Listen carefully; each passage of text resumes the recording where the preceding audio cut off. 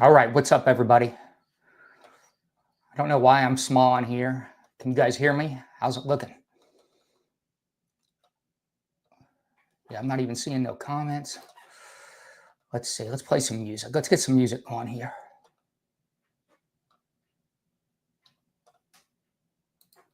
Let me get. All right. What's up, Sven? Thanks for joining me. Can you guys hear me all right? I don't know why I'm on a screen so small. Been a minute. I should have probably set this up. Let me get some music going. I had some music planned. Here we go. Vincent's theme, new one.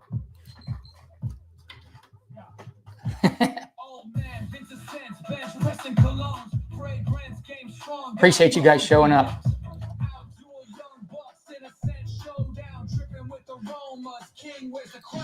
There we go.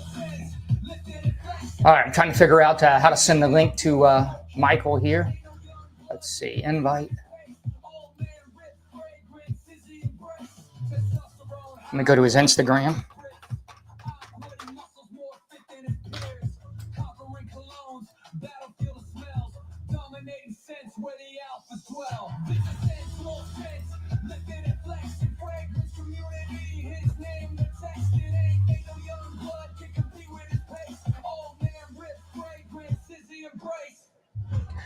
DWJ, what's up? I'm gonna put the link in the chat too if he gets here, if he didn't get it on there.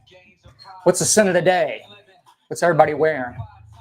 I know what Joel's wearing. Sven, what are you wearing? You off work? Parfums Vintage Marine. I love that one. Love that one. I love Parfums Vintage. Sound is good, guys. I got me a new fancy mic. I got a Rode microphone. Is it good? Can you guys hear me good speaking?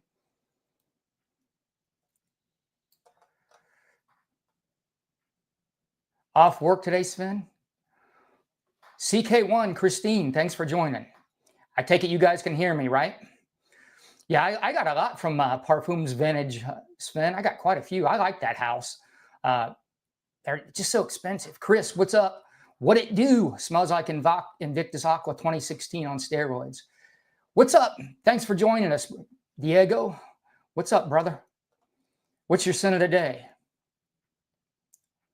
There's Michael. Let me bring Michael in. Let me just add him to the stage. Mike, let's come on. The quicker you get here. What's up, Vince? Everybody hear Michael? Change my audio settings here real quick. Yeah, no rush. Okay, there we go. I can hear you now. How are you, man?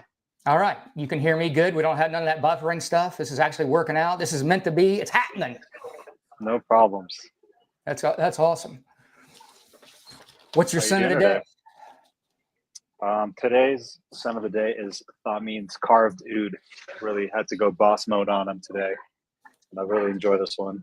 It's kind of like Tom Ford's Oud Wood, but a little bit more refined, a little bit classier. Not a lot of people know about this brand, but they're a British brand, and they make really excellent fragrances. TJ Maxx on their website sometimes has really good deals on Thameen's for anybody who's looking for the plug. Yeah, Carved Oud, really elegant, classy, perfect work scent, and something when you want that like CEO vibe that you could definitely rock out with. That's not. I wouldn't think a California boy you'd be wearing that in on a this far into the season. I figure that's like a midwinter scent for a California boy. You are going boss vibes today. You showing out. I'm all business today, Vince. We got the stream, so I had to show out.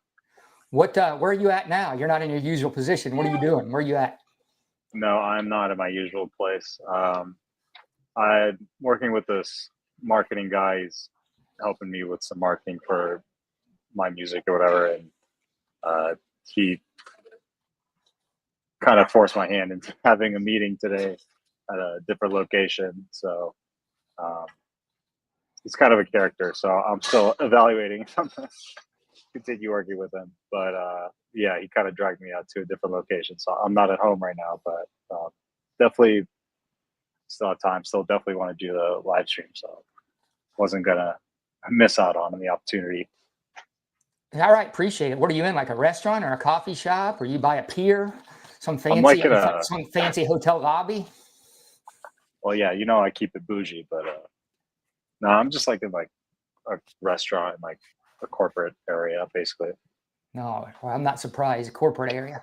You're a corporate type guy. I like to pretend to be, but if you really know me, I'm not. So what all else have you been up to? I know you haven't been doing much content or whatever. You've been busy with your music, haven't you? Everybody wants to know what you're up to. Yeah, I've been really focused on music, and I've been producing a lot of new music. I've been doing a lot of gigs as we're getting into summer. It's been quite busy, and I'm very thankful for that. Very blessed for that.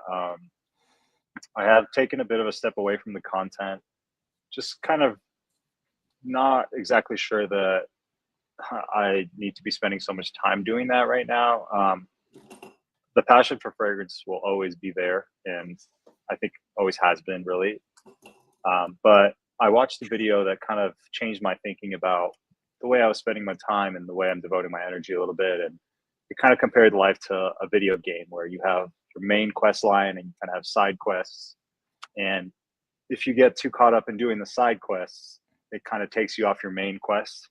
And I felt like the fragrance content was a little bit of like a side quest that I was pursuing and I was getting really interested in, and having some success in. But really at my core, it was almost, taking away from my main objective in life, which is a career in music. So I've refocused on that, and that's been where I've been putting my energy lately. So that's just kind of the update on that. Dude, I like it. I love it, dude. I think it's great. I think you're doing great. Nothing wrong with that.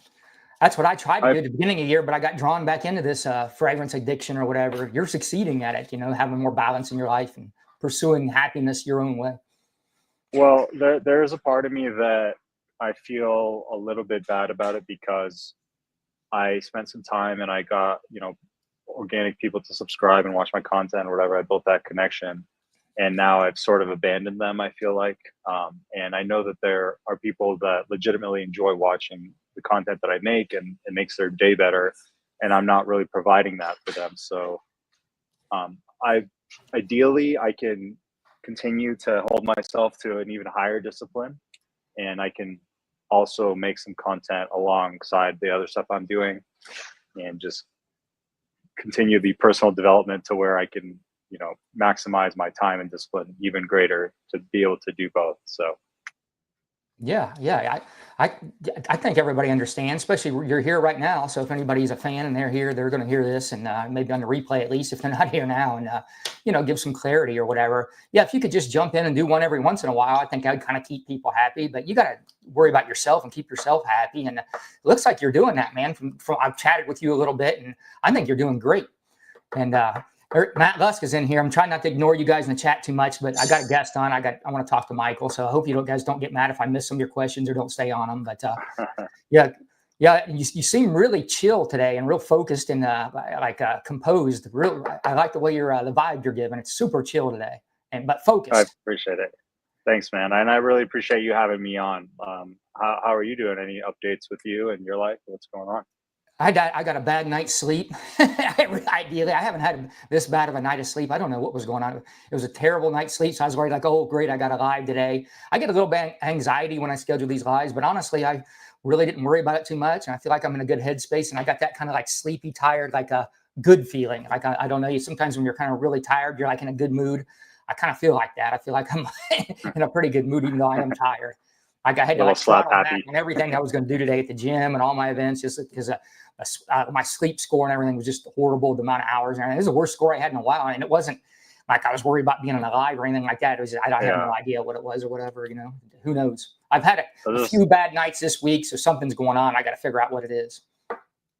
Those are some pretty sweet shades you got on there today. I don't think I've seen you rock those before. Yeah. I like the shades when I do the lives, or even when I don't know why I like the shades. I like that look. So let's see. What about that fragrance event you just went to? I know you just went to a fragrance event. You told me a little bit about it, but I haven't heard you say it with words. Yeah, definitely. So there was a launch party essentially for Strong With You Parfum from Armani, and it was branded by Armani. And I just kind of found out by accident about it. I DJ in Venice Beach a lot, so I'm kind of over there, and someone was telling me there's going to be an Armani event over here, and we're going to throw an after party. You want to come DJ this after party? So I was like, yeah, cool. And then lo and behold, our phones are always listening to us, and I get an ad to sign up to go to this party, this Armani event, basically. So I signed up, and you had to request access to go, basically. So you had to be approved by whoever the heck is going through people's Instagrams and seeing who can go and who can't.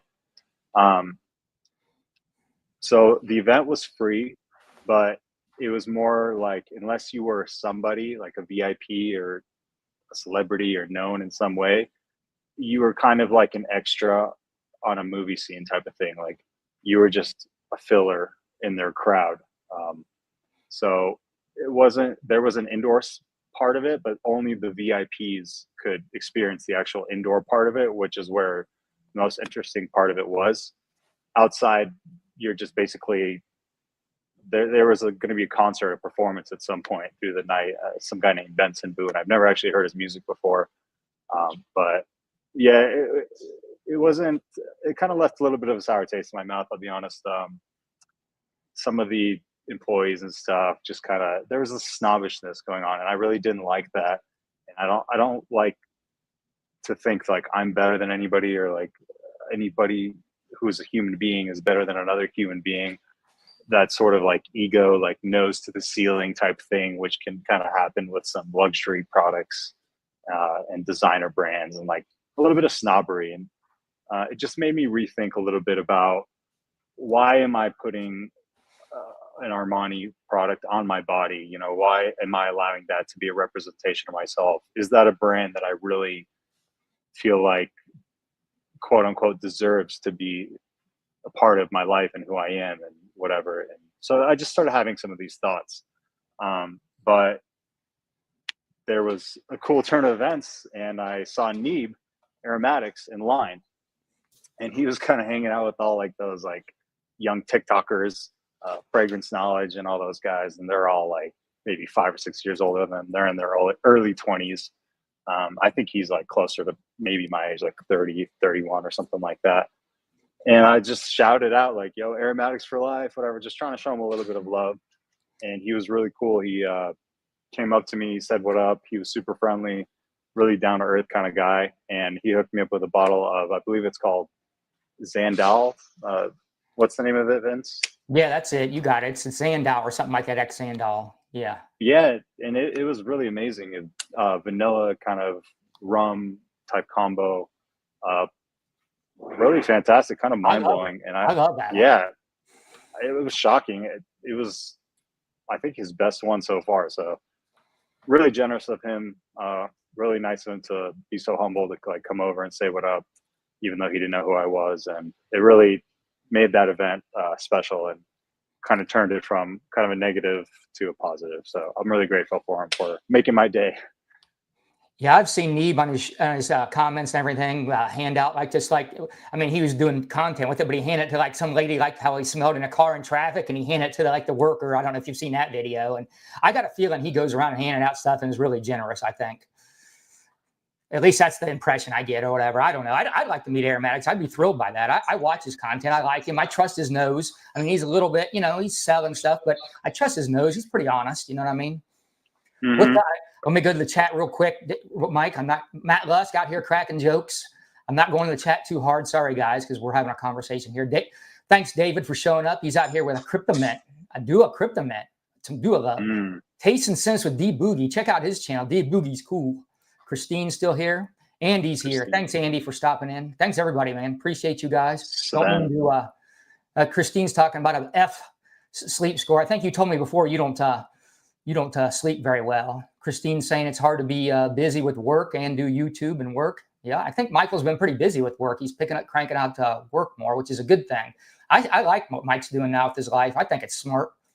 You know, just go wherever. If you're feeling a way to go, something's pushing you that direction, there's a reason for it. You should just follow that or whatever. If you're not feeling like doing YouTube, like you don't owe nobody nothing on that. I know you feel like you let people down, but you haven't shut down a channel or whatever. You're just doing a little pause. Maybe you'll go back here and there. And if not, I mean, they'll come over to my channel. I'll take all your subscribers, Michael. That's fine. They got somewhere to go. Yeah. Watch Vince. He's better than me these days anyway. It's crazy. Like, I watched you when you first started. Now I'm not even doing content. I'm just watching you every day. So tables have turned, Vince. I was trying to do like you and kind of get out of this game and sell off more fragrances and buy less. But I did it pretty good, but now I'm addicted again and buying more than normal, but I am still selling. So I'm selling a lot and I'm trying to be smarter with how I buy. And I am enjoying doing content and stuff. I did a Jeremy Fragrances one. That's one of my worst performing videos. Like on all, nobody cares about my Jeremy Fragrances video. It's hilarious how bad it's doing as far as all the stats and whatever. I guess nobody. But I don't care. I just do the fragrances, whatever I'm interested in. And those got. I think those are getting discontinued, so I'm trying to scoop them up while these guys got deals on them before they go away because they are nice for $60. They're nice $60 cents. I'm real happy. I got some more on the way. I'm going to review those too. I don't care if I get 3 views. I'm still going to review them. I still like. I kind of look at mine as like a library. Like if I don't get a short-term thing, like I still got a library there. In the big scheme of things, like. When I die or something, my wife can AI me and do something with all this stuff. You know what I mean? If she survives me, there's going to be tons of me talking. It's going to be out there. And then just sometimes I post a video and it doesn't really do good trending like that Lorenzo Pagliano video I did a long time ago. I just had some decant samples. That thing still gets tons and tons and tons of views or whatever.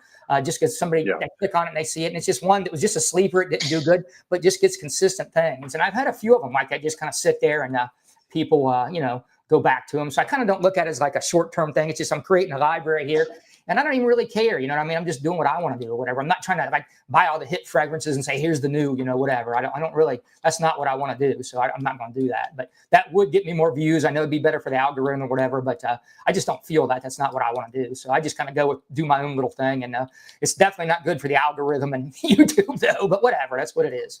I've already, decided I'm not going to be no big YouTuber. You know what I mean? It's just not going to happen. I don't need it to happen. I'm good. I mean, it could happen. Don't count yourself out. And I think I speak for a lot of the people here when I say we really enjoy watching you and we love to see the development. And every time you post a video, I'm like, oh, it's like I'm watching my friend. Like, oh, there's Vince. I want to see what he's talking about. It doesn't really matter what. We just kind of like you, the guy Vince, more than necessarily what fragrance you're talking about. And I think as more people discover you and get to know you a little bit, your channel could grow. I mean, you got good morals and you're a good person, and that goes a long way because that's a very kind of rare thing to find. Especially I've noticed as I've gotten to know more people in the space, there are people of some questionable character, and you're definitely one of the good guys. So definitely always love seeing any of your content come up and spending some virtual time with you. I felt the same way about you. So like you say, I am missing a little bit of that, but I still text you or whatever on Instagram or whatever. So I'm good or whatever. Yeah. Don't feel like, but I do miss, like, that's what I felt like when you came on there. You're like my buddy on there. So yeah, I know exactly what you're saying. That's the same way I felt about you. And I got into this thing. Somebody gave me some good advice. Somebody said, just do it for the love of the game. Don't worry about none of the other stuff or whatever. Some wise guy told me that, and that still sticks in my head. I still think about that. I always think, just do it for the love of the game. Do who cares if nobody cares about Jeremy Fragrances? You're giving information about where you can get these fragrances for $60 right now and how they're going away. If anybody takes the time, listens to this, it's a good opportunity to scoop some of these fragrances up. And they're pretty decent fragrances. That's kind of my intent, just to let everybody know these are pretty decent. Everybody's crapping on them because at $300, I would be pissed. But at $60, right, I'm really happy with these. They're nice $60 fragrances. The hell yeah, that's amazing quality for $60. It's definitely great value there. So you're spot on. You're putting people on game. And the CG Sense, he just popped another one. I'm doing a collab with him. We got more coming. We just did a Aqua Dubai versus Imagination. That was my scent of the day. I wore those two, and I just sent it to him, and he posted the video. And I don't know. He's happy with how it's trending, so because he follows all that. He's already had a couple big channels, so he knows how to watch the algorithm. He's getting me out to different people. He's got a lot more eyes on him than I do, so. He likes my channel, so he's done me a big favor by collabing with me. Stone Cologne, what's up, boys? I want to get Stone Cologne on awesome. sometime. I tried to get Stone on a long while. I like Stone Cologne. I like old Stones. You got to get on here one of these days, Stone. I like your whole Stone Cold act with that, what you do, whatever. And you got a good collection, and like your content, brother. Definitely Sven, big fan of Stone. You guys are real ones. Appreciate that, Sin. Vince especially love the rap song. I played a new rap song at the beginning. Matt want me to bring out the outdoor sense. Matt likes my shorts. Coyotes that bear suggestion. That was top tier. Yeah, Matt likes my shorts when I do those wild ones. I just ain't feeling those lately, Matt. I'm going to try to do some of those. I know you like them. I'm going to try to do some this summer. Do some. I have some ideas actually. Yeah, let's How do do it. you feel about like the whole like clone? Have you noticed that the clone videos just happen to do much better than all the other topics? Oh yeah, if I do a niche clone video, nobody hardly watches or whatever. If I do a clone, especially if I do a clone comparison, I think people like my trust my nose. I'm going to tell them the truth. So if I do a clone comparison, let them know how close they value that, they consider that a value, and I get that because that's what I do too. My favorite nose I'm doing that is Vegas Sense, Jamar at Vegas Sense, and he's been one of the guys. He kind of told me how to do it in the beginning, but I didn't have the capabilities to use the editing software because my computer was too slow. He uses DaVinci and my card and everything on this old computer. I didn't feel like doing it. I just wanted to use my phone, but he was willing to help me out in the beginning too and give me some tips. And he watches my videos and comments, but he's got one of the best noses in the game as far as comparing clothes. He really breaks it down. And sometimes these guys aren't, it's not that they're being dishonest. If they tell you one smells like another, it's like they just don't have the nose. They can't pick up the notes and they can't tell like what's different. So it's like honesty is one thing, just being a shill and selling out. The other thing is having the nose to be able to pick out the notes and see how close they are. And I don't know, some people just they burn out their nose or what they've done. But when I watch what they say, it's not like it's not good. You're not saying what that fragrance smelled like. I don't get what you're saying. But anyways, back to at Vegas Sense, he's spot on. And he's one of the guys I try to mimic in a lot of ways as far as just giving me a good, because I value that when he's giving me an opinion of a clone versus a real one. He's going to tell me exactly if is it good or not and why it's different and if the differences are good. Christine. Yeah, definitely. He's a pro when it comes to the clone recommendations for sure. Yeah, his descriptions are great. Yeah, doing this with CG Stone or anybody, I can figure. I know how to do a collab now. If we ever want to do it, we don't even have to do it live. We can send in Google Drive clips from each other and put them in a video like CG's doing to me. He's been doing it with me. I just do the clip and put it in Google Drive and send it, and then he just edits it into his clip. So we could even do content that way, where we send each other Google clips and put it in regular content besides a live. So that'd be something I'd be interested in too, Stone or Mike, if you ever want to do something like that. I'll put something in like we both smell a fragrance and we rate it, or I don't know, we could figure out anything. You know what I mean? Different perspectives on a fragrance. So it's not hard at all to do. I figured it out in a matter of seconds. You know what I mean? Because I had no idea how to do it, and he told me. So yeah, that's an option. Yeah, I'll do live anytime, Stone. I still watch your stuff and all that. I don't comment much, Stone, but I watch all your stuff. I don't really comment as much on people's videos as I do that much. Thanks for the I just want that video. I knew people wasn't going to like it. I wasn't going to get much love on that Dior Hum 2025, but I just did it because everybody's just cracking on that. I just don't get it. It's just so yeah, I get it, Stone. You got a family and you're busy too. And I'm gonna try to do some funny shorts, Matt. I'm gonna try to feature your fragrances when I do that, Matt. That DHB is my favorite release of 2025 so far. I mean, what's not to like about it? What would yours be? Yeah, I think it's amazing. I loved it immediately. I've tried it several times now, and I'm like, yo, this is great. I understand it's not the same as the original, but that doesn't mean it's not also great. Yeah, you lose some things or whatever, and that or whatever, but it's way more wearable. I have the original. Yeah. Like I'm not gonna wear that very often. I love it, but I'm just not gonna put that on very often. Whereas that one there, you could pull that on anytime. King Yeti, what's up? I saw King Yeti in the live earlier with Grim G. What's up, Yeti? Yeti out in the lives. Yeti out in these streets. All right, what's going on with your music contest, Michael? I know you're in a music contest. What's going on with that? Yeah, I'm waiting for them to announce the winner, but the guy doesn't seem to want to do that. He said that he was going to announce the winner at the end of the month, and that was at the end of May. So he hasn't announced the winner yet, so I'm not really sure what's up with that. I'm assuming he'll do it soon, but as soon as I know the results, I'll let you know. Win or lose doesn't really matter because the actual process of working on that remix was really important for me. I feel like I developed a lot just in the process of it. And that's one thing that is really kind of slept on in many different industries is you have to enjoy the process of creating. And that's really where you're going to spend most of your time is in that process of creating the next track, the next fragrance, the next whatever you're making. So if you don't enjoy that process, that creative process of building that thing, you're not going to want to keep doing it over and over. A lot of people in the music space, they get into music because they want something from music. They want the lifestyle, they want girls, or they want you know, the popularity, or they want to look cool. They want to take something from music. But you don't take something from music, you give to music. You put your energy to creating the music, and that's what it's all about. So it's really important that you enjoy the process. You don't compare yourself too much, because comparison is the thief of joy, as we know. And no matter how hard you try at things, there's always levels to everything, right? Like, my cousin is a grandmaster chess player. I will never be as good as him at chess, even if I played every day, studied every day from now until the end of time, because he's just on another level.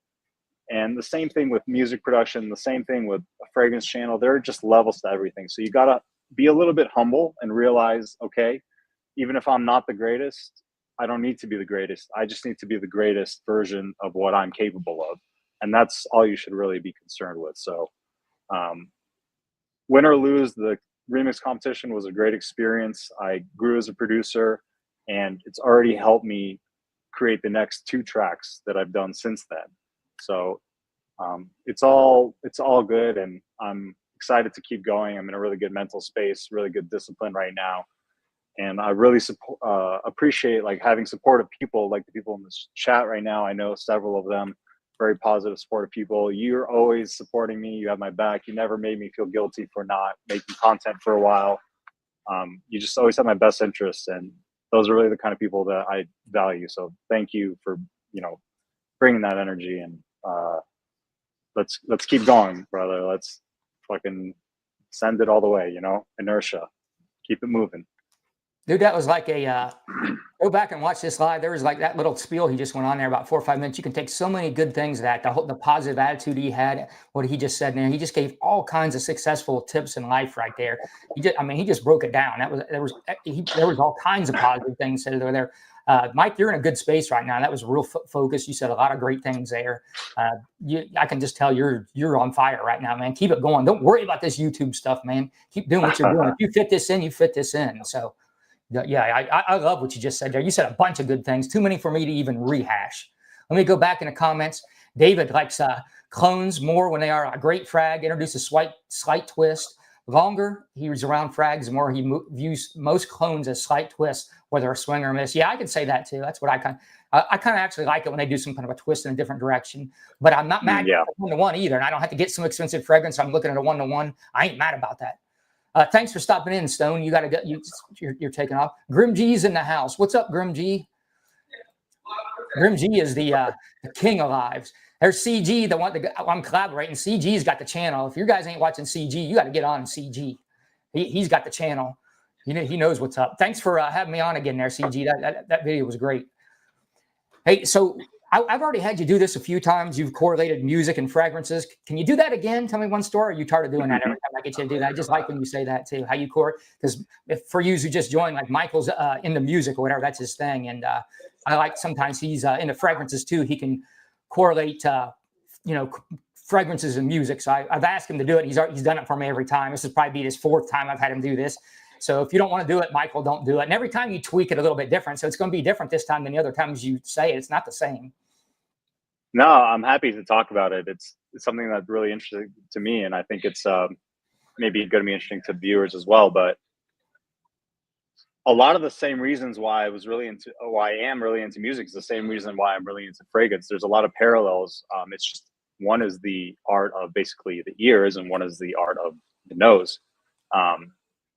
But as far as being a creator and creating a fragrance, I've never actually perfumed and created a fragrance, but I do know enough about it to where there are definitely some parallels. The base of the fragrance, the base notes, the things that are going to last the longest, that are kind of the root of the fragrance, that, that's where everything is built on top of that. That is the same as like a chord progression. What is the mood of this fragrance? What is the mood of this song? What is the message that this fragrance is trying to convey? Every fragrance has a purpose. Every piece of art has a purpose, because art without purpose it's empty. So, when they advertise a fragrance, you're saying, okay, this fragrance you wear in the summertime and it's very refreshing. And the same way when you describe the fragrance, it's gonna, you know, maybe lift up your mood. It's got citrus, it's very bright, it's very happy, it's very effervescent. And the same thing, you can maybe create a song that has those same emotions, those same feelings, both invoke different emotions and communicate a message. And the way you would do that in music is maybe, you know, you want to use more major chords, and you want to use instruments that are maybe a little bit lighter on the ear, and you want to use maybe something like a steel drum or something that gives you a Caribbean feel to the track. So you take all these different elements and you use these different tools with the end destination in mind. With, I have a message that needs to be communicated. What am I going to do to communicate that message or bring this vision to life? So I imagine if I was to ever make a fragrance, when I make music, I like to have the destination in mind. Like, that's what I'm going for. Because if you don't have a destination in mind, you just kind of sit there and you're just tinkering endlessly. And, you know, maybe there are other people that are like savants and that works for them. They can just tinker their way to greatness. But for me, I need to set the destination of my GPS, because if I don't know what the destination is or what I'm working towards, I could just go in 10 different directions and I don't have any one direction to get to the goal. So, and then you can, you know, look at it as far as, you know, accords coming together, you know, playing multiple notes at the same time changes the overall feeling of, versus just playing. You can play inversions of a chord. I don't know if you guys know what that is, but you can play a chord different ways, because you can play a single note an octave higher or lower, and it changes the vibe of the track. Just the same way as, you know, balancing the notes of a fragrance can completely change the vibe of the whole thing. Even if you just change like a 0.5% or even a 0.25%, these small little changes can have big impacts on the overall product. So the parallels are really endless, and a lot of the same reasons why I really love music and really get into music and finding new tracks and crate digging, as they call it, is the same way with fragrance too. I like to crate dig through the fragrances, figure out which ones are going to be the really good ones so I can tell people about them. And I like to be a tastemaker. I like to put people on to the good shit. And people seem to trust my taste. That's all DJing really is people are just hiring me because they trust my taste and that I'm going to pick the right songs in the right setting. And the same thing with fragrance. You know, people maybe not want to spend all that time researching all these different scents, so they want me to kind of guide them and be a, you know, tour guide, give them some good recommendations that would work for them.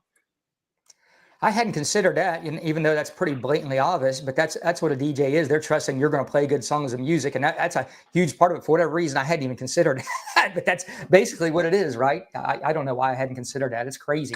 I'm glad you pointed that out. But that was a lot different than the other times I've had you explain this. You said this, and that was a lot different. And I don't know which one I like the best. They're all good, but every time I ask you, it's different. That was a good one too. It's always really good. I enjoy that. So this song that you made for this contest, you think this is the best song you've ever made? Would you say that? No, I don't. I actually don't. It's funny because I rarely, by the time I'm done with a song, I'm so sick of hearing it because I've heard it a million times. And when you're making a song, you're listening like critically. You're always thinking like, all right, what can make this better? You're always being super harsh and super critical. And when people listen to your music, that's not how they listen to music. They just let it play and it plays, and they either decide they like it or not. They're not focused on every individual note. They're not focused on every individual sound that they chose. But I'll tell you, the song that I made after that, I made 2 songs after that, and I love both of those. And there's no way that I would have had the success with those 2 tracks if I didn't have the experience of working on that remix and kind of struggling through it, because I didn't really know what direction to take. If you're making a remix, it's good if you like the original song. And I didn't really like the original, but that was the competition. You know, this is the track you have to remix, so this is what you have to do.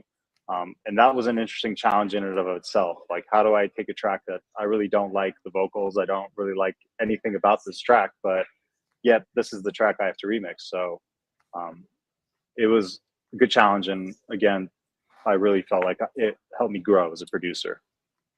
Yeah, that's cool to hear you talk about it like that. Like that song made the next two songs or whatever. And that's how it is in a lot of things in life. That's how it is. You know, that pushed you to that contest, you entering that contest. Like back when I was a runner, just training for 5K, all I ever did was 5Ks. I wish I would have ran marathons because I was capable, but just training for 5Ks up everything is my training or whatever. When I used to do bench pressing meets, just training for a bench pressing meet and training that kind of style of, you know, powerlifting or whatever would up the ante on everything. And just the fact that I entered a contest or anything would always, and sounds like entering that contest might have had the same, you know, way it worked out in sports for me as it did for you, you know, in a mental thing. Yeah, I mean, that's how God works, right? We can't see, we're limited by time, and we're limited by living in right now. And we always have recency bias as a human being. But, you know, God sees, he exists beyond time. So we never really see the whole story. So, yeah, I totally think that remix competition has very little to do with me winning or not winning that. I think me just entering that was so that it could help me get better and help me on the next couple of tracks. So it's really funny how that works. You don't really see the whole picture until you get to the end, and then you realize, oh, okay, that's why that happened. But you don't always see that in the moment. No, you're dialed in on the thing. You never big picture it out. But when you big picture it out later, 100% of the time, 100% of the time, you see why this had to happen to get to where you are now. But you're not seeing it in your moment. It just seems like a struggle and why this have to happen. But then 5 or 10 years later, when you watch what happened, it always looks back like, well, I can see why that had to happen. That had to happen. You can see the events, but you just can't see it when you're closing. And I try to remember that when I'm going through the events, they're negative or whatever. Like this is going to pass, and it's going to lead to something else. I don't know how this is going to lead to something else, but it is. I don't know how, but it will. So I try to keep that in mind as I'm going through small disruptions. And that's what they are too, is small disruptions. If you think, how's this going to be in 5 days? How's this going to be in 5 months? You know, how's this going to be in 5 years? Whatever it was, you know what I mean? It's usually going to be pretty small when you go out 5 months even, let alone 5 years. So I try not to get too dialed in on these little events that I'm really letting hit my headspace too hard, harder than I should be letting them. And that kind of strategy helps me actually. If I can have that, you know, mindset and remember to do that. I have to apply that because I'd say it right now, 5 minutes from now, I'll forget it. You know, I got to go, oh, wait a minute. Yeah, I know that goes. One thing that I learned actually from a finance guy, he said, perspective is a superpower. So if you can always keep perspective, you can really kind of be a superhero in that way, because people are always so caught up in the moment and the way they're feeling right now, and are almost their current feelings, they're almost like a slave to those feelings, and are almost being controlled by them. If you can maintain perspective, especially when things are going wrong, that's when it's hard to have perspective, right? When everything's great, you're on easy street, it's really easy to be in a good mood and be happy and be productive because you got no problems. Everything's, you know, hunky-dory. But when things take a turn and maybe you're not feeling so great, maybe you're a little bit tired now, you know, maybe you got some problems, that's when the challenge starts. You know, the best poker players, they play well when things are going awful. When things are going great, you know, everybody can play really well, but it's the true pros that play well when everything's going awful and it doesn't affect their decision making, and they can continue to play their best game. And yeah, perspective is a superpower. That's something that just goes off in my head from time to time. Yeah, I think you're doing good wherever you're at now, man. I can tell by the way you're talking today, and you're always in a pretty good headspace, but you really seem to be on point the way you're talking today. Let me go back to the chat, and then we'll come back. I got some things. I appreciate it. All right, Spence, thanks for joining. Spence is wearing that. I don't know how you say that one. Pakavaya Dama. Yeah, I've smelled clones that's his of favorite that. one. I've only smelled clones of that one. I haven't smelled the original yet. I got to get my nose on that one. I'm writing that one down. I got to get on that one. Not just do the I haven't tried it either. I heard it's like a kind of aldehydic, like soapy one, and I know he said before that it's his favorite one. I don't know if it still is, but yeah, I got to try that one. I got to try the real deal of that one. Thanks for stopping in, Joel. Thanks for coming back. Joel was eating pizza. Hey, they want to know how to hear your music. She was wanting to hear that song. How could they go find your music? Can you tell them without me trying to bring it up? I haven't been messing with this live. I'll probably drop everybody if I try to bring it up. Yeah, I mean, sorry for the self-promo, guys. It's not exactly fragrance related, but it's djfinkmusic.com, FINK. finkmusic.com. So you can just go there. It'll have my Spotify, SoundCloud, Facebook, Instagram, djfinkmusic.com. F-I-N-K, like think, but with an F, like Frank. So And check then you that have out, a guys. Spotify too, don't you? If you want to follow you on Spotify. Yeah, so that website is basically like a link gate, and it'll take you to anywhere you want to go from there. Okay, cool. Yeah, I've listened to a lot of his stuff. It's really good. I used to be in the techno and go to a lot of clubs and stuff. I'm not as into it anymore, but his stuff is really good. I've used it at the gym several times, and I've even just kind of like been driving around, like I'm kind of like a trancey type mood, and kind of I just want to chill. I want music on, but I don't want vocals or just a little bit of vocals. He's got some talent here. It seems like it to me. I don't know the music game like in that or whatever, but it seems like he's got a lot of talent to me. That's what I see. I love it. It's great. I appreciate I'm it. amazed that you Thank can you, Vince. create that, honestly. I appreciate that, Vince. Thank you. Yeah, there are many talented producers in the world, and kind of like I alluded to earlier, I'm just trying to be the best that I can be. But I'm just really grateful and blessed that I can continue to pursue that, and that I have the ability to pursue that, and that, God bless me with a working body and ears and eyes and mind and a supportive family, good people, to where I can even pursue that. There's people in the world that they couldn't even do something like that if they dreamt of it or wanted to, so I feel like I have this opportunity and I cannot waste it.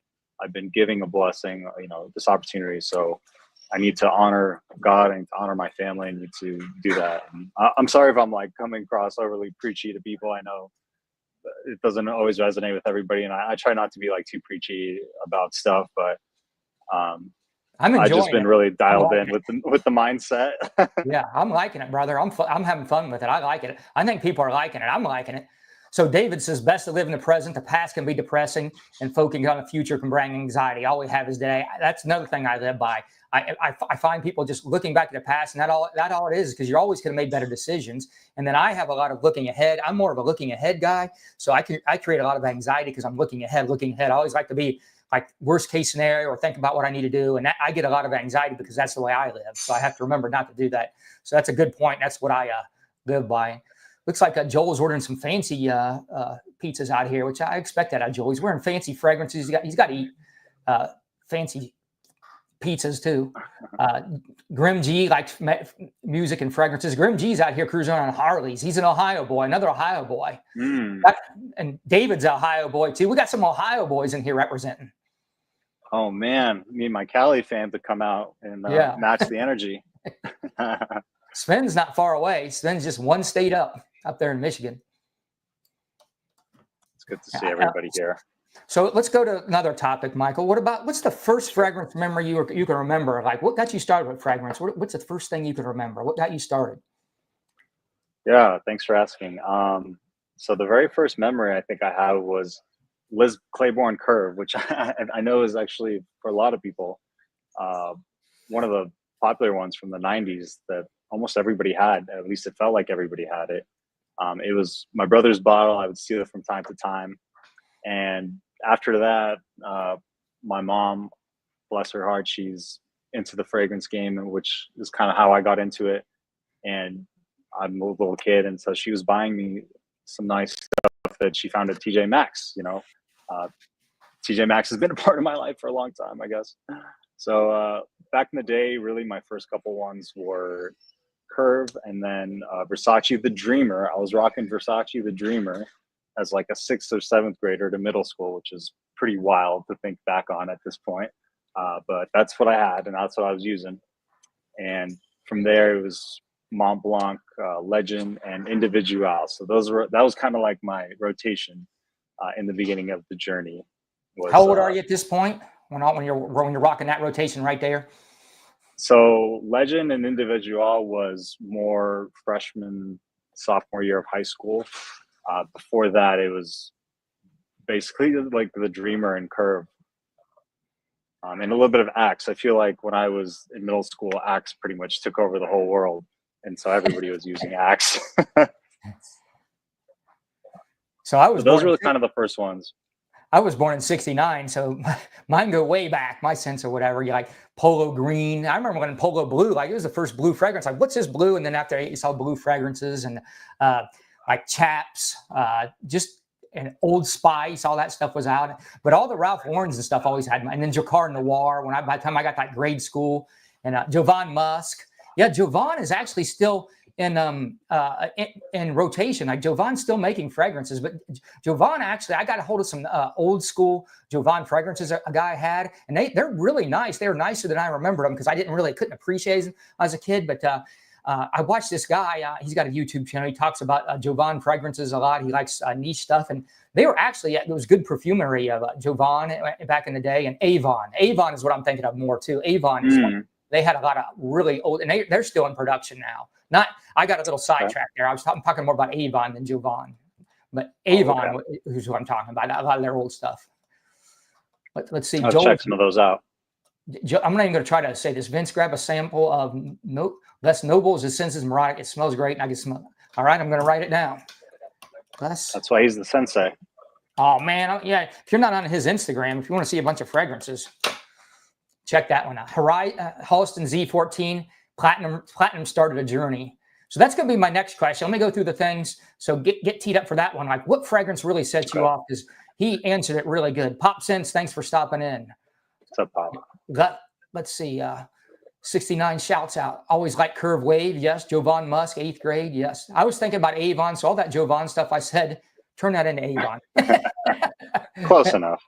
Yeah, Avon had a lot of stuff, and it still smells really good. And they still in production. They had real perfumers and stuff. I mean, they hired perfumers. They were running the game for a long while. People don't realize that, but this guy's kind of brought it back, and I did a little bit of research to kind of fact check him. And they had some real game back in the day, and then they kind of outsourced it, and things went haywire from there, and all these other companies.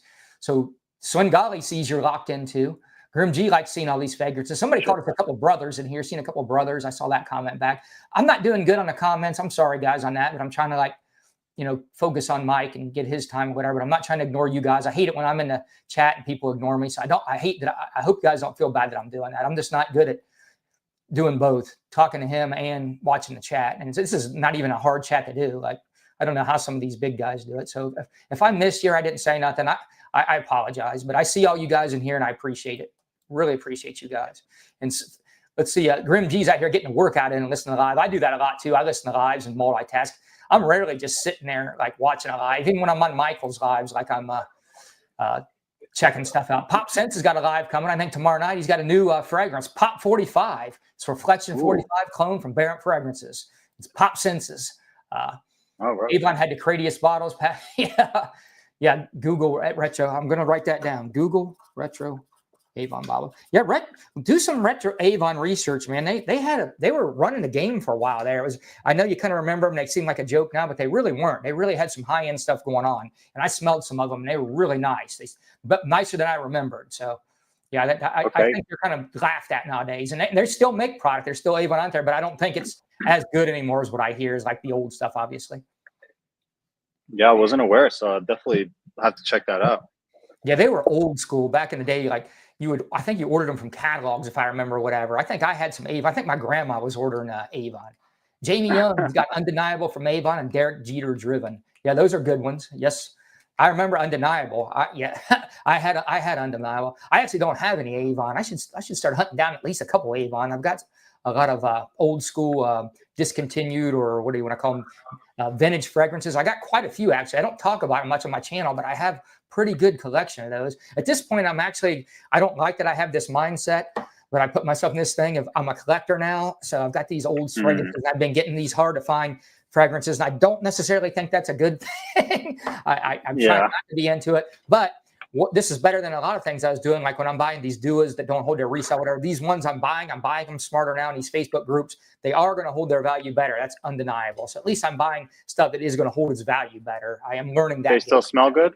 They still smell good? Yes. Haven't gone back? Some of the top notes can be, I don't know how they've stored, obviously, but the top notes can be off. But they smell really good. They smell niche, actually. I mean, really niche.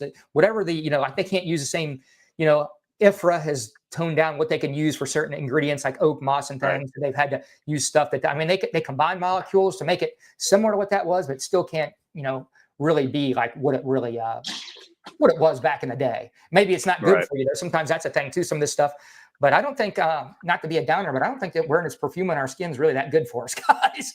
I'm a health nut, but I'm still doing it because I do so many good things for me. I feel like my immune system can, override whatever I'm doing here. Just do a lot of good things for your body, and your immune system should be robust enough to fight off the whatever, the chemicals and like these plastics we're drinking.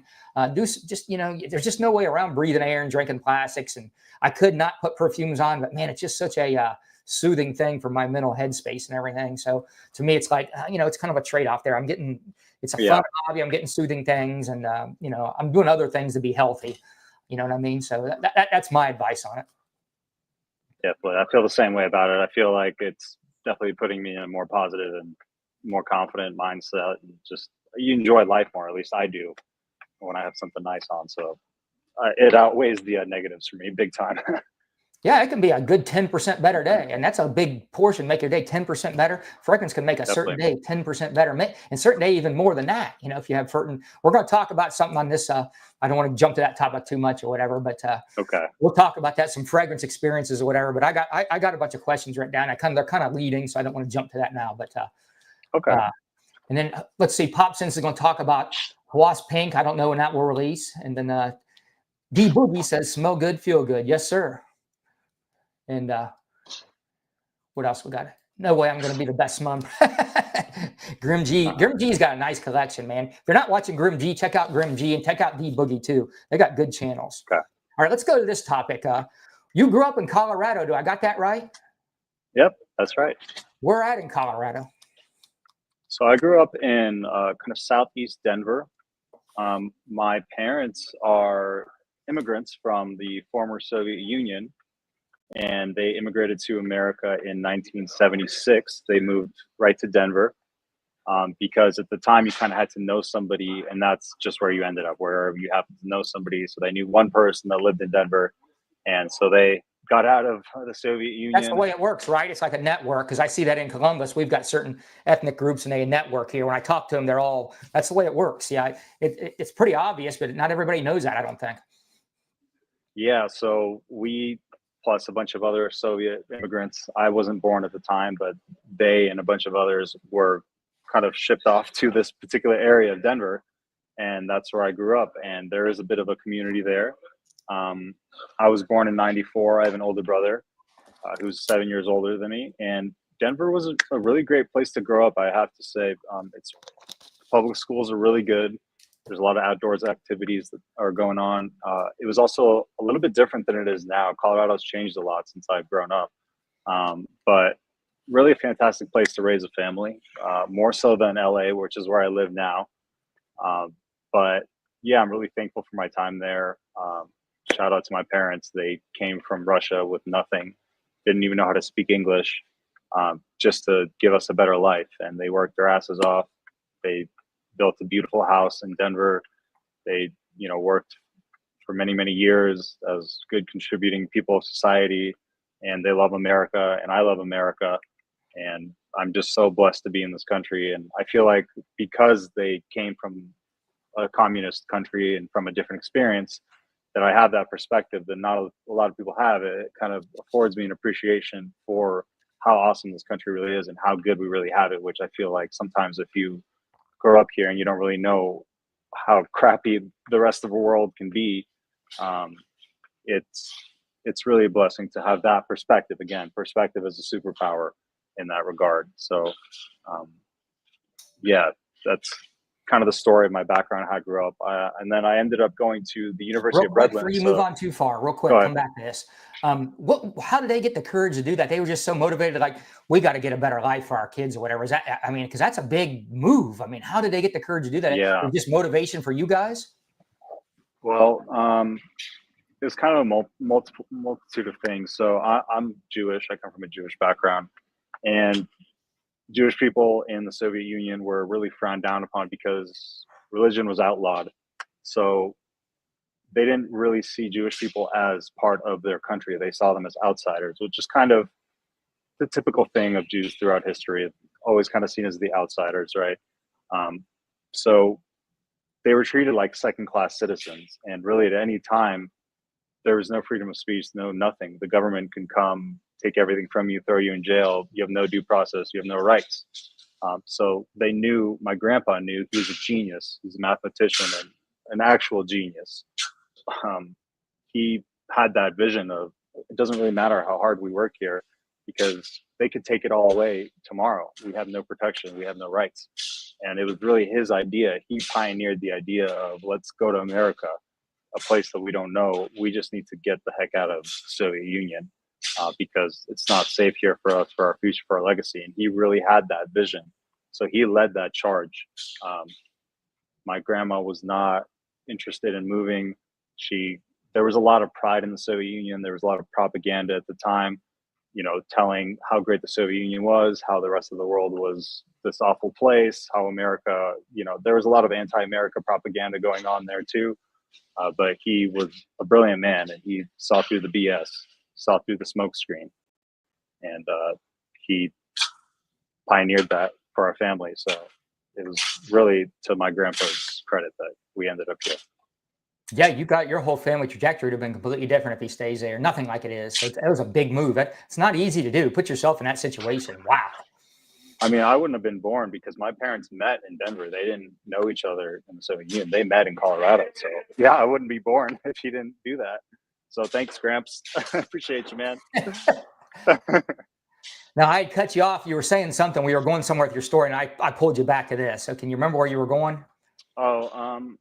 Yeah, so I got into football in high school, and before that, my dad was a big Denver Broncos fan. So I grew up watching the Broncos, and even to this day, the Broncos are a big part of our family. I've noticed that during football season, we always have something to talk about. It kind of brings us together, and just our whole family dynamic is better during football season. We can watch the game together, we can criticize the play calling, the coaches, and we can just bond over that. So I've always really had a love for football. Was into different things in middle school. I was into acting, and I was into theater because my brother is more like on the theater and videography, creative side of things. So he introduced me to that.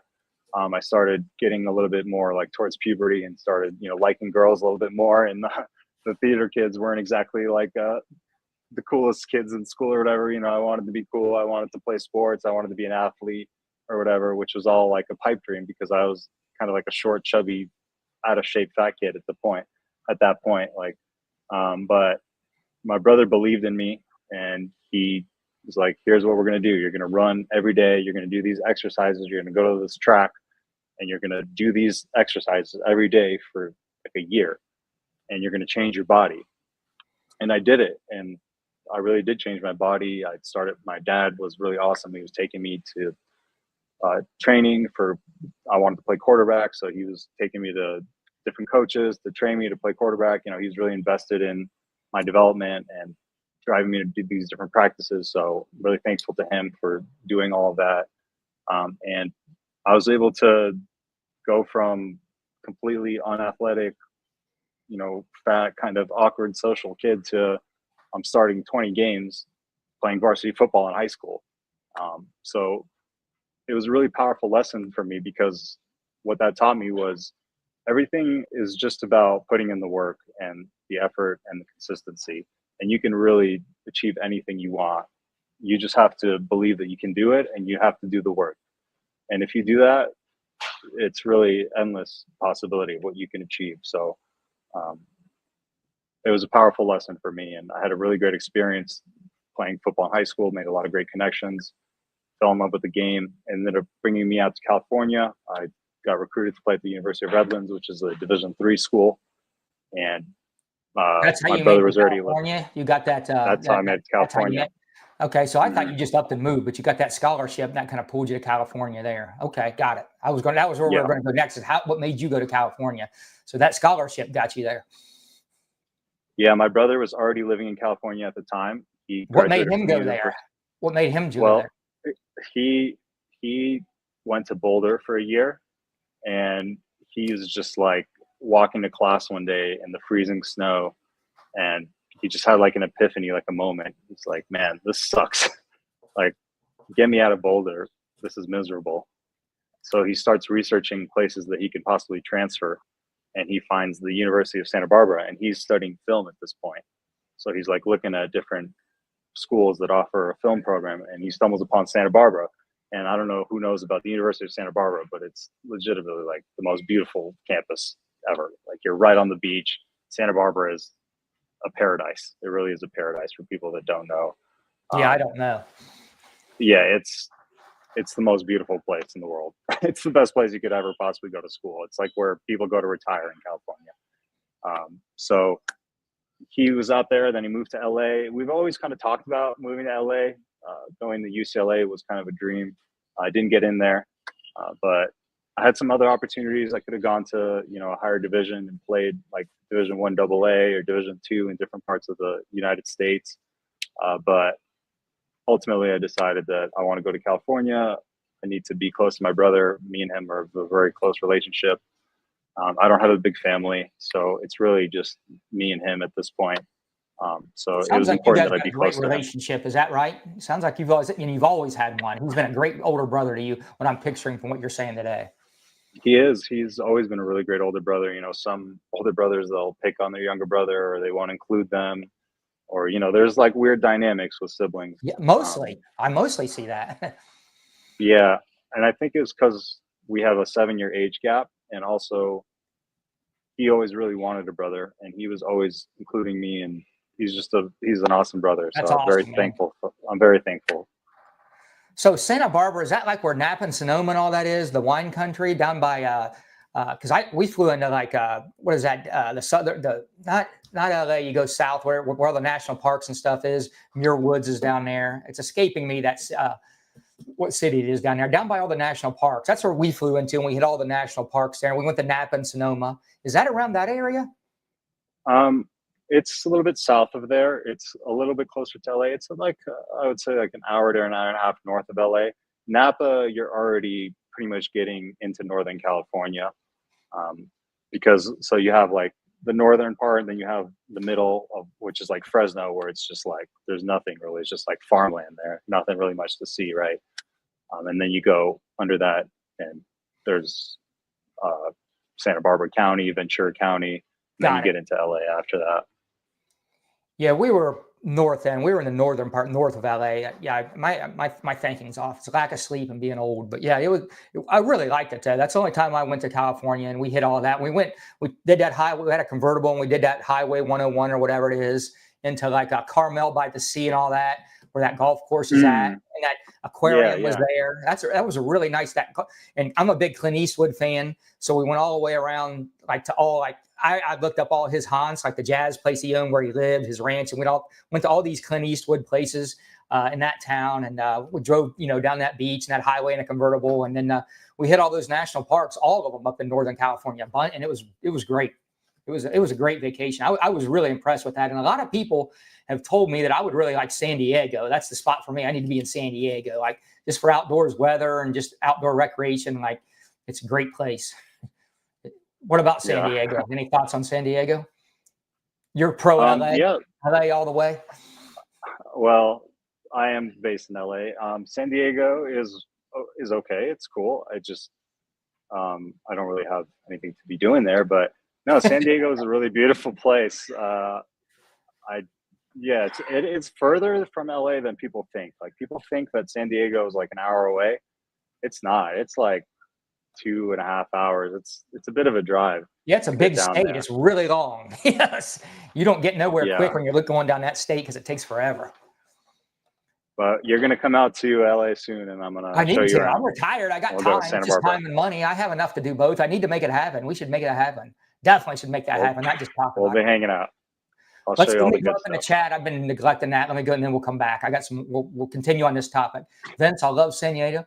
I love Gaslamp. Stan's here. Stan's and thanks, Stan, for stopping in. Let's see. Grim G supports that message. I'm going from front to back. Not so famous YouTubers still here. Enjoyed the conversation. Lived in OC for a while. Great place to be single. Thank you. And Michael, and maybe David's left. Thanks. Stan's here talking about thick Latinas. Christine knows all the beaches. I know Christine knows all the hot spots. Ventura County, north of LA. Party school. Not so famous YouTuber's brother graduated there from your Santa Barbara. She knows Santa Barbara. Tell Grim G what you do. You're just not a music producer. You do a bunch of stuff, don't you? He wants to know what you do for a living. How would you classify that? What do you do for a living? Yeah, I would, I guess, classify myself as a DJ producer. Most of my income comes from DJing and doing gigs. I have a couple residencies, you could call them, a couple spots that I play at regularly, mostly in Venice and Santa Monica. And besides that, I do some private events. I do some company parties. I do some weddings. I do some like private client type stuff just to get a little bit more money. I set everything up. Like that's more on the mobile side. But yeah, the income generation comes from DJing, and then the production aspect of it is more like the long-term aspect, because you can only really make so much money as a local DJ. If you really want to, elevate your career and take it to the next level, you have to be an artist and you have to release music, and you have to essentially have people coming to see you, not just they're coming to this business, to this bar, and you're playing there. You happen to be there more. These people are going out of the way to specifically come to your show. That's the next level of it. And that's what I'm working towards with the music production side of it. Cool. You've done events too, where you just do the sound, right, for a production or whatever, when somebody's doing an event or whatever, and one of those you do. Don't you do that sometimes? I know you did once. Yeah, right? I do some AV work just because I have the equipment. So yeah, I do that from time to time. Like there's some conferences, they just need some microphones and some sound, or maybe they're playing a video or something. So I can provide that service as well. Christine Coyote, go check out her channel too. She does men's, women's fragrances, and she goes in stores and looks at candy and stuff too, and walks around. I did some lives. She inspired me to do some active lives and had fun. Christine has a fun channel, has a fun personality and good taste in fragrances. And she says her family's from the former USSR too. And then you're the Russian coyote, according to Grim G. That's a good description for you, the Russian coyote. And then Grim G has a large growing Nepali population around me. One of the RT's respiratory therapists is Nepali. He knows all of them when they come in. So yeah, Grim G is a respiratory therapist too, just like Neeb. And back to Pop Sense, he says they do build up confidence. Yeah, like I said, if I miss you guys, I kind of let him go and we talk and I kind of come back. Grim G wants to hear your Russian accent. Let's hear some Russian, Michael. Oh my gosh. All right, what should I say in Russian? You decide. You translate it after you say it. Всем привет. Я очень благодарен, что я здесь с Vince, и мы работаем на ароматов. So I just said, it's a pleasure to be here with Vincent, and we both enjoy working with fragrances. Is that really easy for you to do? Can you talk Russian really fluently? Is it easy, or do you have to think and slow down? I don't get to practice as much as I used to when my grandparents were alive, because I'd be speaking to them in Russian. So I don't get to use it as much. So I'm a little bit rusty, but once I get going, and if I went on a cruise with like my parents years ago, and all their Russian friends were there. So I was using it a lot, and they were all speaking Russian at dinner. And I was flowing, man. I was like a motor. So it was all coming back. So I wish I used it more, because it goes away when you don't use it, but it's a really beautiful language, and a really interesting language, and very expressive, and has a different flavor to English. English can sometimes be a little bit bland and like very straight to the point. Russian has a little bit more kind of emotion and drama to it, but that makes sense because Russians are like pretty over dramatic about things, like very intense people. So it makes sense. You can write and read it really good too, I take it.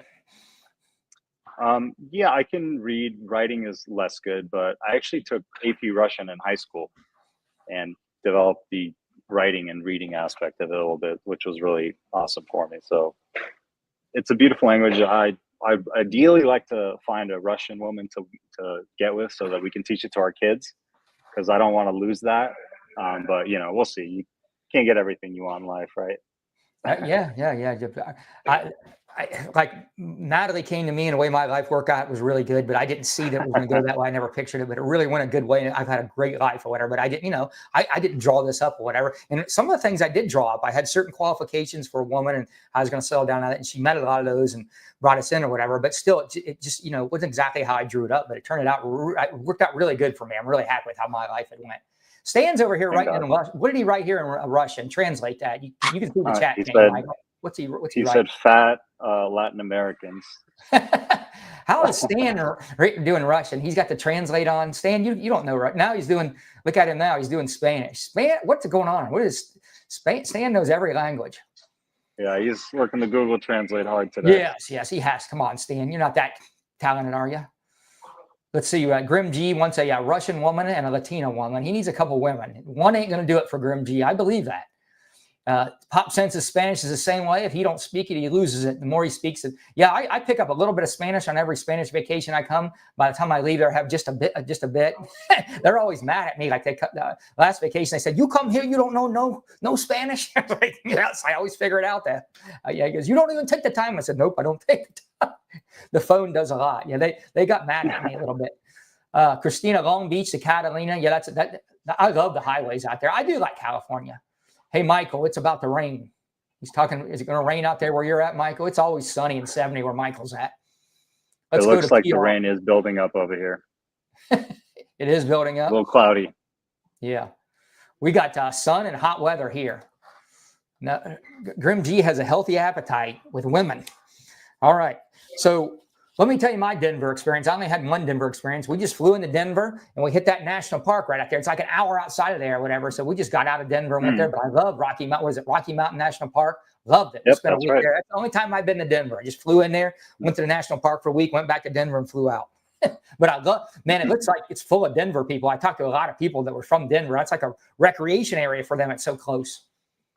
Yeah, they love it. And the skiing is really great out there. I like to go out there at least once a year, get some skiing in, see my parents. I still have friends out there and they're big into snowboarding. And so they're always trying to drag me out there. But I really love the skiing out there. It's really unmatched.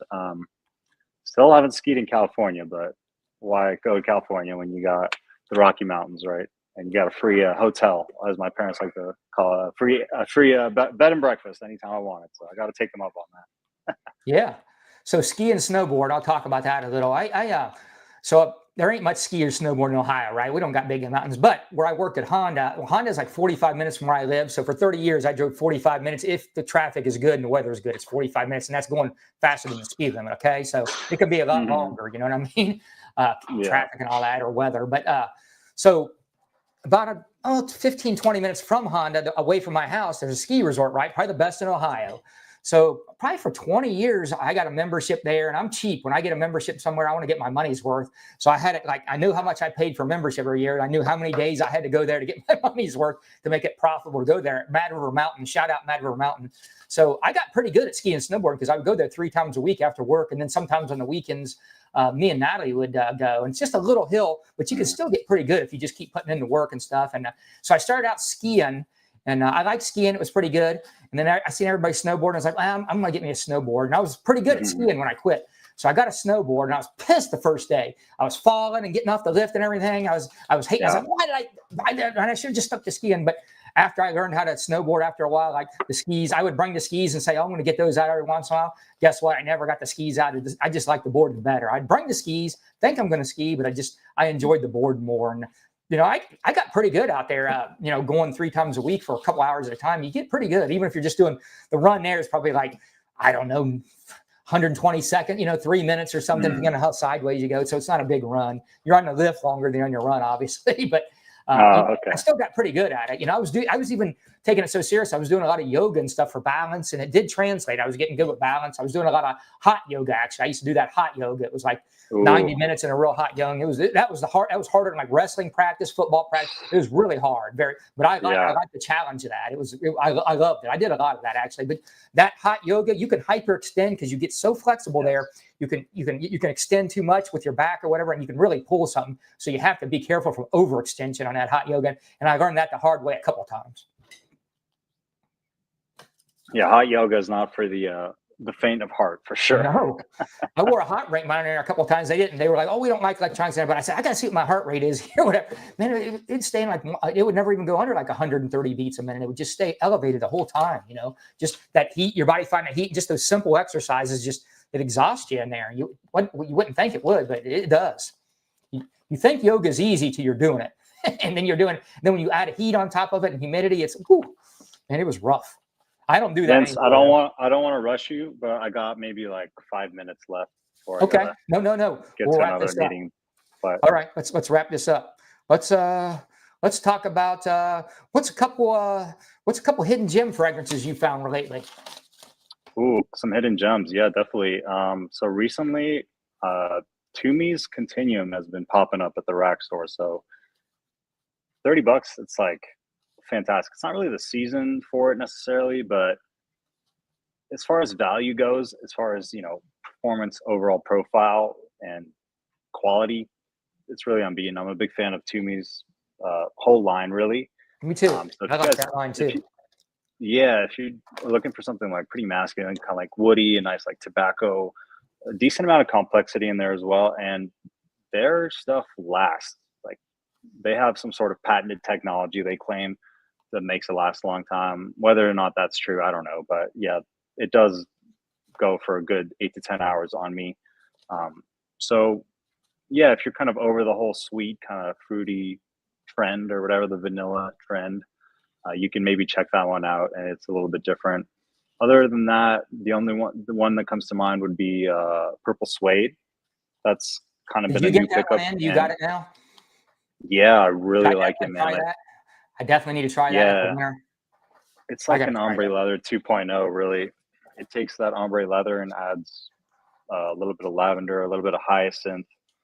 It adds just another level of complexity to it. And if you guys know Goldfield and Banks, they don't skimp on quality. So always great oils come out of there. And I'm a really big fan of the brand. And usually they're known for their fresher stuff, but don't sleep on Purple Suede. You got to be a fan of leather because the leather is prominent. It's in your face. It's 100% leather fragrance. So you have to be a fan of leather, but I'm into leather and animalics now. That's my jam. I'm into all those. The challenges. Yeah, you'll love it. I bet you'd love it. I really think you'd love it. I'm almost getting to the point where I almost hate buying little samples sometimes because I don't use them or I don't like them. It's kind of a waste of money on ones that are surefire winners. It's like, man, I'd almost rather just get the bottle, and then I can even wear it for a little while and sell it and almost get what a decant would have been on, if you play it right. If you get a good deal. Yeah. All right. What's some overhyped fragrances that you've ran into lately that let you down? Like you had all this hype and you tried some. You got anything in recent memory? It could be a year ago. It could be 6 months ago. Just within the last year. Well, the one that popped in my head was Brioni Eclat, the Eau de Parfum or whatever. Yeah, I don't like that one. That one ain't for me. Yeah, I couldn't get down with it at all. And everybody was talking about how easy it is. People rave about it, and they're talking about how easy it is to wear and whatever. And I'm like, it smelled like maple syrup and just, I don't know. Glad to hear you say that. I've never heard anybody say that because I don't like it at all. I sold it immediately because I blind bought it and thought it was going to be so great, and I just sold it immediately. Like, this ain't for me. I don't really want to smell like this. It just seemed boring to me is what I come up with. Not that it smelled bad or anything, just like boring and not good. You know what I mean? I didn't think, wow, this is really an elevated scent, but people really like that one. But we all smell different things. So if you like it, you like it. You're smelling it different than I am. Our sensors are different. Yeah. But I'm glad to hear you say, yours is you're in the same wavelength as me, because I haven't heard nobody else say that. Everybody else talks about how great it is. So I'm almost afraid to say it. They're like, your nose must be broke. No, don't let anybody tell you your nose is broken, Vince. You've got one of the best noses in the game. And if anybody's giving you shit for liking or not liking something, they already got it twisted. They don't really know how this thing works. But yeah, that one just didn't work for me. It kind of turned me off from the whole line. I know people talk about like the EDP Intense, and they may have some other ones, but kind of, had some apprehensions about trying the other one since I didn't like the one that's supposed to be like the easiest one to like, right? Yeah. And then the other one that comes all the other ones better than that one, and I didn't think the other ones were great. Honestly, I sold all those too eventually, but I did like that. Was like my least favorite, honestly, of them all, I would say, and everybody likes that one the most. Yeah, another one that kind of comes to mind that's like in the same. I had the same experience with was I'm gonna break some hearts here, but Zurzov Dekos. Everybody was talking about how great it was, and I thought it was just awful. Like, legitimately one of the least favorite things I ever smelled was like, I can never wear this. And a lot of the descriptions that people were giving just didn't match my experience at all. And I talked to another guy, Patrick. We used to chat a lot about fragrances, and he had kind of the same feelings about it. And I've been in this game long enough to know you never truly know until you try yourself. And so as much as someone can tell you how great something is, how much they love it, how many girls you're going to get with it, how many compliments you're going to get, all these things that make you want to buy it. You take it all with a grain of salt. Really, it's just an introduction. It's just someone introducing you, but you got to actually go and try it yourself. Agreed. Hey, Spence has got a good question. I'll let you go first. Top 5 favorite full bottles that you own. He wants us both to answer. What are you asking the easy questions? Go ahead. You want me to go first, or you got it? I'll just go off the cuff. I won't think too deeply on it. Me too. Because I got so many, I'd have to really think, and my brain don't work good. But I can come up with 5. I'll just say 40 knots, Percival. Let's go Zahara Orem. Let's go with Gris Charnel, and let's go with La Nuit de l'Homme. Those are good ones. Be happy with those 5. I'll go with Nefs. I got to put Nefs at number 1. I got the older formulation of. I just really like the older formulation of Virgin Island Water. It's a 2012 version. I got it somewhere here. I got it put away, but I got an older and a newer version. But I like my 2012 Virgin Island Water, and just for I still really like the way that scent smells. I got an older version. It's a 2012 one too of Green Irish Tweed. I just like the way I feel when I put that on, the real thing or whatever, the Green Irish Tweed. So I got 2 creeds in there, and they're both 2012 batches. I like those 2, and I like Nefs. What else do I got? This is a hard one.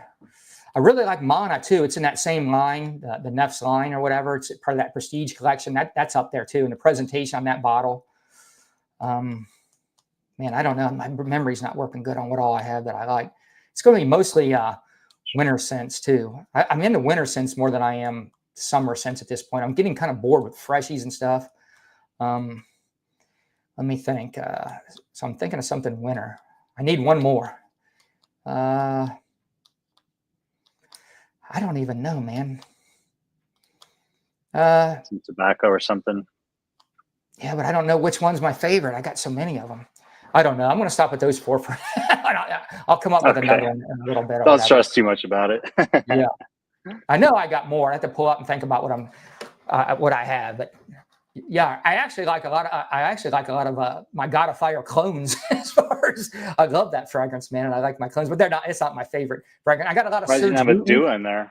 No Duas in there. I got a couple real high-end Duas. I got a couple Serge Lutens that would be up there too. I actually got a lot more new Serge Lutens that would be up there. And I got a lot from this house that I put up here. I've been in this house. I got a bunch. I'm going to write content on this. This is from this Francesca Bianchi. I got this house up there. So a couple of these would be up in there too. I don't know which one of these yet is my favorite. It's not this one. It's not the Black Knight. And I've got about 8 bottles from this house already. It's a pretty affordable house. So, and I've got some rare Serge Lutens that would be up there. This would be up there. I haven't talked about this one much, but this Habdan, Performance Riley Habdan. I told you I like these challenging scents. I would put this up there. I got into and I got Murgler Pure Leather and Pure Havana recently too. I really like that line. So those are discontinued ones I just got a hold of or whatever that I really like those. Those would be up there. So, and I got Pegasus Exclusive. I hated that fragrance at first. CG turned me on to that one. I just got that one. I like the juxtaposition, so I just got that one too. I'm going to do a review on these 2 together.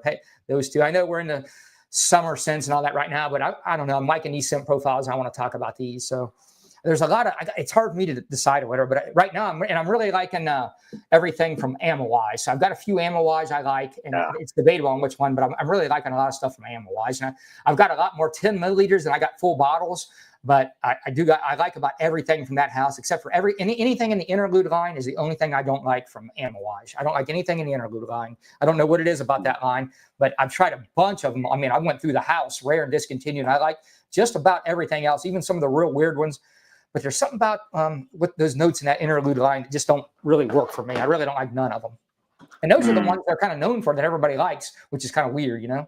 And that's what I thought Amawise was at first, because I was smelling everything from that Icons up there. I don't have a full bottle. Yeah, Sangria. I do have a bottle of Sangria. I really like that. I've actually got a bunch of Lorenzo Pazianas. I'm going to do a ranked video. I haven't talked about a lot of them I've got. So Sangria would be on that one of my short lists too. That'd be a full bottle.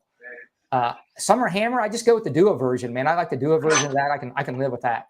So those would be up there. And I don't have a full bottle of Kajal Icon, but I love that fragrance. It'd be up there if I had a full bottle for that question. I got a lot of 10 mLs. I'm kind of a 10 ml guy anymore. I got so many fragrances.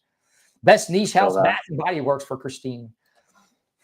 You got to go, Michael? Do you need to cut this off now? Yeah, I gotta go. go. Cut it off. I could talk to you all day. Let's do this again soon. I really appreciate you having me. I'm down to do this again soon. Let's keep the conversation going. I could really talk to you for hours. I really do consider you a friend. Here, Michael. We were just getting started, but I don't blame you. We've been on here an hour and 24. That's all I thought we were going to do is like an hour. So you've already went past. We'll do a part 2 if you're okay with it. We'll do a part 2 and we'll keep it going. But yeah, I really appreciate you having me on, Vince. And keep going, brother. We love to see you. We love your energy. We love everything you're saying. Don't doubt yourself.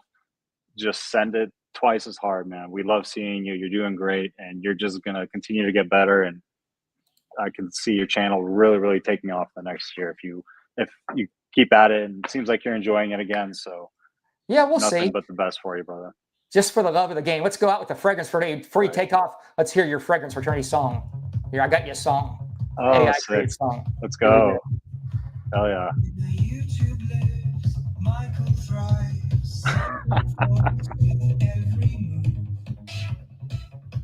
We'll end with this, Michael. We'll go out.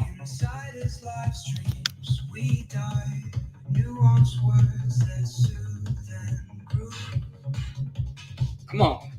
Sick.